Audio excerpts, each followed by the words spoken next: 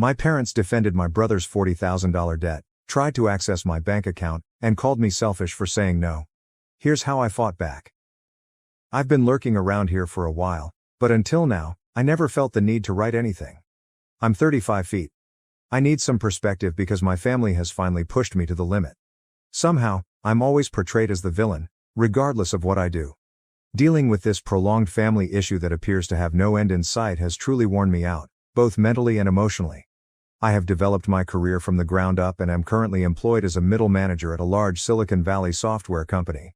I've worked hard and had many sleepless nights to earn all I own, including my house, car, and money. You wouldn't believe the terrible familial dynamics I had to overcome to reach this point in my life. I'll give you some background on our family's history. Since I turned 18, I have been totally self-sufficient. And I mean it in every sense of the word, financially, emotionally, and intellectually. The way my parents raised my brother and me was, to put it mildly, problematic at best, and they weren't exactly winning any parenting prizes. As a middle-class suburban family outside of Boston, we appeared to be the ideal American family. We lived in a good neighborhood with good schools. My mom taught elementary school part-time, and my dad worked in insurance. Beneath that idyllic exterior, though, there was an unwritten rule that influenced my entire upbringing. I was supposed to be the responsible one, the model, the one who always had to lead by example, while my younger brother Jason, 27 million, could do no wrong. From a young age, the inequities were brutally apparent. One instance in particular came to me when Jason was 8 years old and I was 16. My parents grounded me for a month after I received a B+ on a single chemical test, claiming I was wasting my potential. When Jason was caught robbing our dad's wallet for the third time that same month, they just said he was going through a phase. This was only one instance of the ongoing inequity in the way we were handled. It wasn't an isolated incident. Every time Jason made a mistake, and trust me, he made a lot of mistakes, it was ignored. "He'll learn eventually," my mother would remark with that dismissive wave of her hand, or "he's just sensitive," which was code for let's pretend this never happened and hope he figures it out. In the meantime, it felt like the sky was dropping if I even stumbled. The pressure was relentless and debilitating. "Why aren't you trying harder? You need to set a better example for your brother. Don't you know he looks up to you?"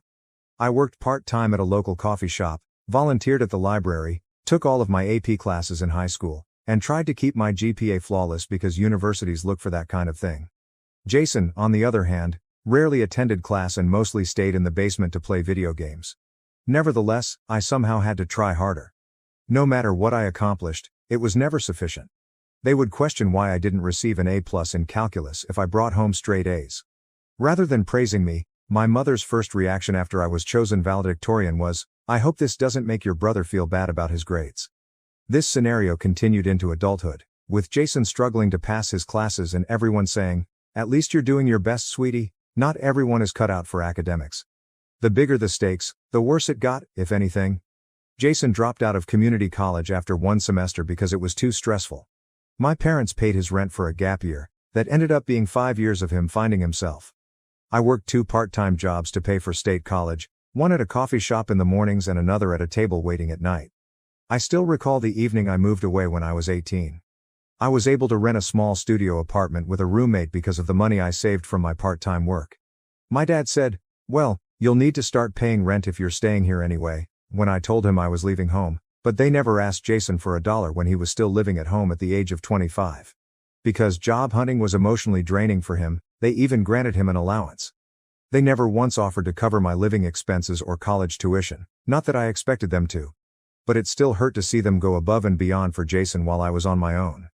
I worked several jobs, took out student debts, and ate more dinners of ramen noodles than I would want to recall. Jason, meanwhile, continued to live with them until he was in his mid-20s, jumping from one failing job to another while always coming up with an explanation that it wasn't his fault. He would say things like, "The manager had it out for me," or, "The company's toxic culture wasn't a good fit for my personality." He never acknowledged his own responsibilities and always pointed the finger at something outside of himself. And by covering up his filth and offering excuses, our parents encouraged this conduct at every opportunity. I worked 2 jobs while attending college, graduated with honors, and got an entry-level job at a software business. I worked my way up from there, putting in a lot of overtime and seizing any chance to get more education and certification. My parents never offered to help, and I never asked for it either. However, they had no trouble approaching me for financial assistance whenever Jason needed a little help to get back on his feet. Now fast forward to last week. It was remarkable in and of itself that my mother called. You must realize that my mom doesn't call to talk. She never calls to say hello, check in, or inquire about my life. She calls when she's in need of things. I'm referring to the type of call that begins with excessively pleasant small talk, as if they're attempting to win you over before revealing the true reason for the call. That's precisely what took place last week. How's work? Are you still at that tech company? Have you been eating well? She asked at the beginning, which was so unusual that I knew something was up. My mother doesn't give a damn about my diet. The only thing she knows about my job is that I do something with computers. She couldn't even recall the name of my firm when we last spoke, which was during Thanksgiving 3 months earlier, even though I had been employed there for the previous 5 years. She seemed to be trying too hard to sound casual, and the entire conversation felt forced. She inquired about my boyfriend. I've been single since my engagement ended last year, another narrative in which Jason played a not so insignificant role, and apartment. I've owned a house for 2 years. Even my cat, to which I have never given birth due to an allergy. Every question reminded me of how little she truly knows about my life and felt like a tiny paper cut. Jason was in trouble once more when she struck me with it. I wasn't shocked. Jason seems to get into problems all the time. However, I didn't anticipate this. He had apparently accrued $40,000 in debt, not the kind of debt that can be dismissed as young folly, such as credit card debt or student loan debt. No, he had borrowed from some very dubious individuals, and they were now sincerely demanding their money back. My mother's voice broke as if she were going to cry, which I'm sure she believed would get me to give in. It has worked numerous times. She wasted no time in heaping on the guilt. You've done so well for yourself. You've always been the strong one. Jason's not like you. He needs your help. He's sensitive. You know how he gets when he's under pressure. As I sat in my home office, trying to take in what she had just said, I looked out the window at the neighborhood that I had worked so hard to afford. $40,000. How could anyone possibly accumulate that much debt? My mom dismissed it like she was swatting away a bothersome fly when I asked her how it happened, half anticipating some ludicrous explanation about a botched business endeavor or a scam he had fallen for. She said, "That doesn't matter right now," with the same contemptuous tone that always made my stomach turn. "What matters is that he's your brother. Family helps family. We've always taught you that family comes first." For years, they have used that line, "family helps family," as an excuse. When they asked me to lend Jason money for his revolutionary cryptocurrency investment, which he lost all of in 2 weeks, that's what they stated. They said that after his girlfriend ejected him, he took my credit card information. They wanted me to let him stay at my house. Every time they required me to cover for Jason, fix anything for him, or clean up a mess he had made, they said that. And each time, I overcame my annoyance and followed their instructions. I did not want to be the villain. Because deep down, there was still that little girl who longed for her parents' approval, thinking that perhaps this time they would recognize my assistance, my sacrifice, and my continual saving of their beloved boy. But $40,000? It wasn't merely a favor or a loan. It was a down payment for a home. That was a year of arduous labor. That served as my safety net, emergency reserve, and security for the future. This time, I couldn't do it. I told her no for the first time in my life, right up. I apologized, but I was powerless to save Jason from the disaster he had made. The tone of the conversation suddenly changed. In roughly 2 seconds, my mother moved from being pathetic to being enraged. Had it not been so horrifying, the metamorphosis would have been nearly remarkable. The mother's gentle, worried voice had vanished, to be replaced by an icy, piercing voice. She began to scream. "You're being selfish?" Her voice getting louder as she spoke. "After everything we've done for you, this is how you repay us? You're abandoning your family when they need you most." The nuclear option was even mentioned by her. "Do you want his blood on your hands? He borrowed from some nasty folks. What would happen if he did?" The manipulation was so obvious that it was quite comical, nearly. However, her attempt to hold me accountable for Jason's bad decisions, again, was not amusing. As though his choices, errors, and total lack of accountability were somehow my fault. Then I ended the call. I was no longer able to listen to it. My chest felt constricted, as if someone were sitting on it, and my hands were shaking so much that I could hardly press the end call button. However, behind the familiar burden of familial expectations, the shame, and the fear, there was comfort. I was relieved that I had maintained my position for once. I've put in too much effort to be brought down by the poor decisions of others. I've devoted years to developing my job, becoming self-sufficient, and establishing a life apart from serving as Jason's safety net. I simply couldn't bear the idea of discarding all of that. Of maybe jeopardizing my own financial stability to allow his recklessness to continue. However, the problem with growing up in a dysfunctional home is that guilt creeps in almost instantly, even if you know you're making the right decision and are positive you're acting in your own best interests. Even though I know I'm not the bad guy, my family has a way of changing the facts, making me doubt my own judgment and making me feel that way. And it was the same this time. I can't get rid of the thought that perhaps I made the wrong choice, even though I said no and know it was the right one. At the moment, confronting my family seemed like the correct thing to do, but now I'm left wondering if I've made things worse. But what if they're correct? Could I be being self-centered? What if Jason does suffer as a result of my refusal to assist? The logical side of my brain understands that I have no responsibility for my brother's decisions or the results of those decisions. However, a part of me that is still that young child, begging for her parents' approval, continues asking herself, what if? To be honest, I have no idea what will happen next. That call was only the beginning. I was totally unprepared for what transpired next. I suspect that this is not the end. Particularly with Jason, my parents have never been good at taking no for an answer. I'm trying to remain strong, though. I'm trying to keep in mind that I have the right to defend my future and myself. As this situation develops, I suspect I'll require additional guidance. I'll provide an update shortly. First update. First of all, I want to thank everyone who left encouraging comments on my previous post. To be honest, I didn't anticipate such a strong reaction. The previous week has seen a sharp increase in tension, and not in a positive way. Do you recall that I sensed this wasn't the end? Yes, I was correct. As soon as I hung up on my mom, the harassment campaign began. Initially, it was just a flurry of text messages. The typical guilt-tripping fare. Then, however, things became considerably more sinister. My bank notified me of the unusual behavior last Tuesday.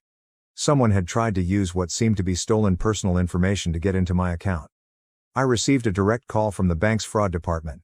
They claimed that a huge transfer attempt using my credentials had been detected by their security system due to the suspicious IP address. The fraud investigator told me that the person who attempted to access my account had my mother's maiden name, my social security number, and even the name of my first pet, all of which are standard security questions. Jason would be the only one with access to all that information. Upon realizing that my own brother would attempt to steal from me, I promptly updated all of my security questions and passwords. Very difficult. Money was no longer the only factor in this. This was a completely new kind of betrayal.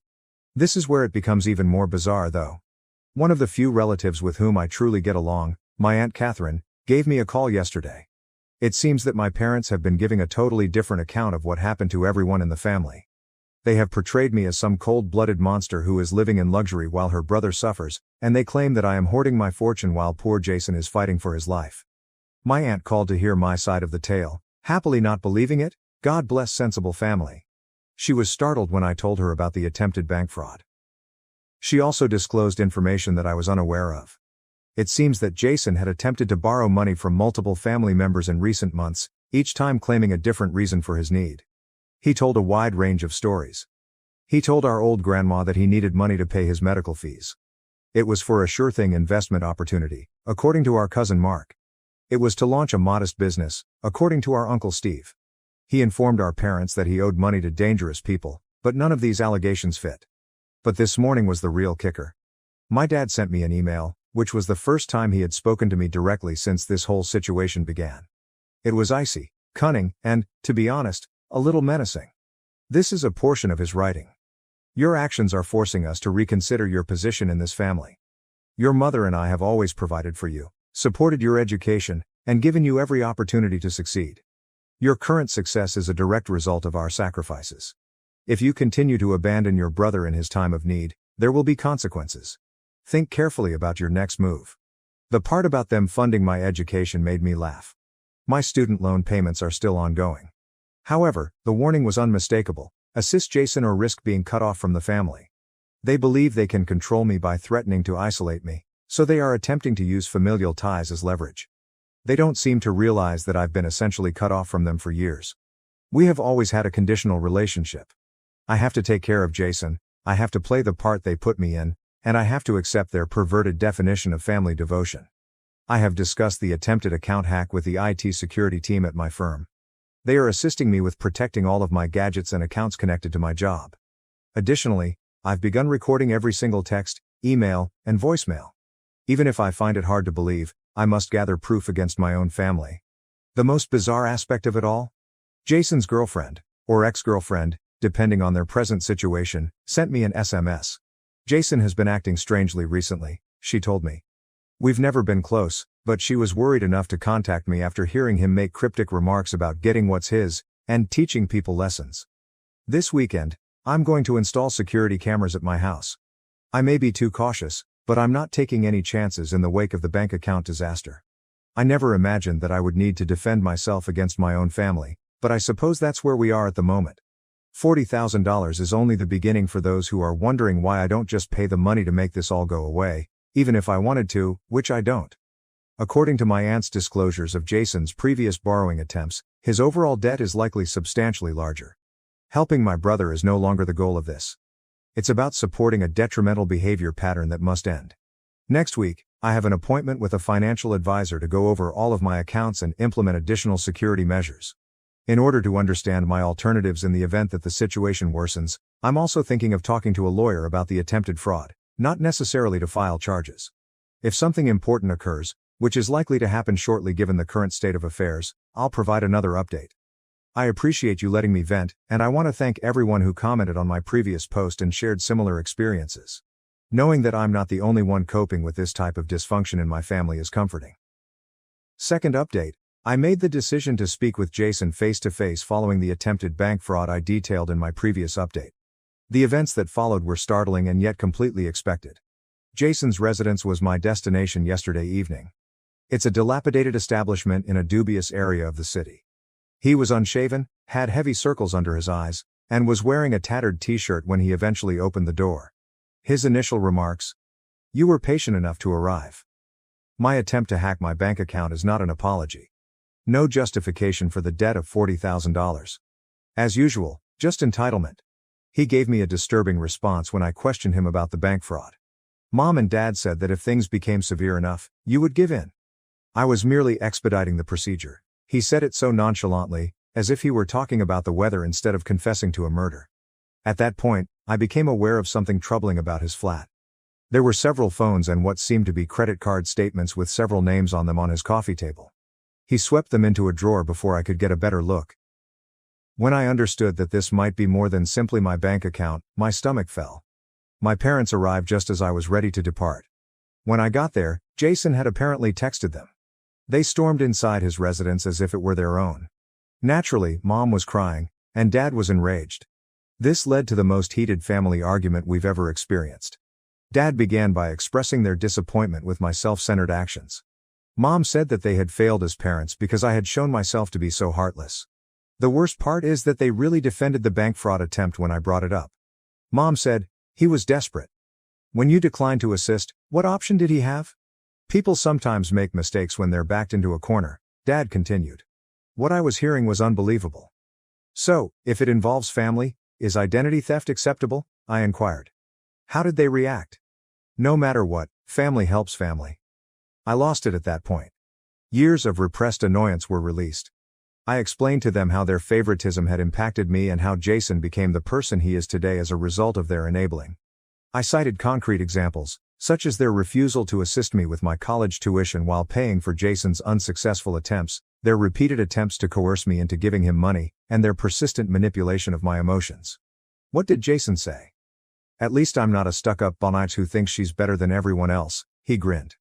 In fact, Mom gave a nod of approval. I came to the important realization that they would not change at that point. Never. Money was no longer the only factor in this. This concerned a family relationship that was essentially poisonous and would never get better. I pulled out my phone and listened to the full recording of our chat. How did they look when they saw that I had proof that they were supporting bank fraud? Priceless. "This recording goes straight to the police if anything happens to my accounts again," I declared. "And I will file charges this time, Jason." Mom began to complain that I was endangering them. My father referred to me as manipulating. For the first time, Jason appeared concerned as he stood there. Dad took hold of my arm as I was about to depart and said something I will never forget. Never expect to be welcomed in this family again if you walk out that door. I gave him a direct look and said, "That sounds more like a promise than a threat," before leaving. I had dozens of missed calls and messages when I came home. I blocked their phone numbers. I then opened my laptop and began sending an email to my entire extended family, including screenshots of threatening messages, a transcript of the taped discussion, and documentation of the bank fraud attempt. I will no longer serve as the family's scapegoat. I'm tired of being controlled. I will no longer serve as Jason's personal ATM. Above all, I have finished maintaining their secrets. It's likely that this will be my final update. I have a hunch that everyone's situation is going to drastically change soon. I'm concentrating on defending myself right now, which includes researching security systems and speaking with a lawyer about possible restraining orders. Thank you to everyone who has been keeping an eye on this situation and lending support. Your remarks gave me the courage to advocate for myself today. Third update. Everything has changed since my last update, which was a month ago. I made the decision to no longer preserve the family's secrets after the altercation at Jason's place. When I eventually revealed the truth, this is what transpired. Do you recall the email I said I was sending to the extended family? Well, I made the decision to take things a step further. I made a thorough social media post with screenshots of the attempted bank fraud, Jason's own admissions of guilt, and a recording of my parents justifying his behavior as proof. I only wanted the truth to be known. I wasn't attempting to get revenge. The reaction was tremendous. Other victims of Jason's schemes began to come forward within a few hours. According to my cousin Tim, Jason had taken out a $5,000 loan for an unfulfilled business venture. Aunt Beth said that he had persuaded her to co-sign a loan, which she is currently repaying. Even the mystery surrounding my grandmother's missing jewels from last Christmas had a likely suspect all of a sudden. However, Jason's ex-roommate made the most important disclosure when he revealed how Jason had used his identity to open many credit cards. Being too ashamed to come forward, he believed that no one would take him seriously because of my parents' perfect son. Someone in HR at the business where Jason had just had an interview saw the social media post. His past involvement with financial fraud piqued their curiosity. It goes without saying that he was not hired. My parents' standing in their social group suffered greatly. They had supported their struggling son for years while presenting themselves as the ideal parents, handling one ungrateful daughter. Everyone was aware of the reality now. After complaining to their church mates about my selfishness, they began to distance themselves from me. All of a sudden, Dad's golf friends were too busy to play every week. Mom attempted to minimize the harm by accusing me of lying, but the facts were clear. They were unable to justify their own recorded comments, the text messages, or the bank records. Their carefully constructed image fell apart. When Jason's current roommate viewed the post, it was the real game changer. When he consented to share his apartment, he was unaware of Jason's past. Jason received an eviction notice within a week. People don't want to live with someone who tries to commit bank fraud, it turns out. According to what I've been told, Jason works 3 jobs to pay off his debt. He is finally being held accountable for his acts, and his credit has been damaged. Surprisingly, my parents have stopped using social media. No more quotes about ungrateful kids or passive-aggressive posts about family values, every day. Life has never been better for me. That job promotion I applied for, I understand. I've been able to concentrate on my professional and personal development without the continual drain of family turmoil and money exploitation. What a concept. I'm finally meeting someone who respects and understands boundaries. Mom and Dad no longer discuss me at all, according to the few family members I still communicate with. Put an end to guilt tripping. No more attempts at manipulation. At last, they've realized that sometimes social accountability is the result of acts having repercussions. To everyone who has to deal with toxic family members, sometimes letting the truth speak for itself is more effective than going to court. The wrong people will come out, and the right people will listen. Legal repercussions were not my family's biggest fear. Rather, it was the public discovering who they really were. By speaking up instead of keeping quiet, I not only freed myself from their control but also gave others the confidence to defend themselves.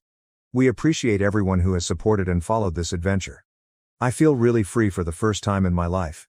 It's acceptable when the family you were born into isn't the one you need.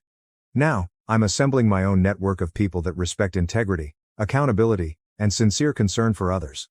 My last update will be this one. Now that the story is over, I'm prepared to begin a new chapter free from guilt, deception, and the never-ending weight of providing for others. And what do you know? No lawsuit ever could make that feel better. Thank you for watching. If you haven't subscribed yet, please do so and hit the notification bell to stay updated with more shocking real-life stories happening around you.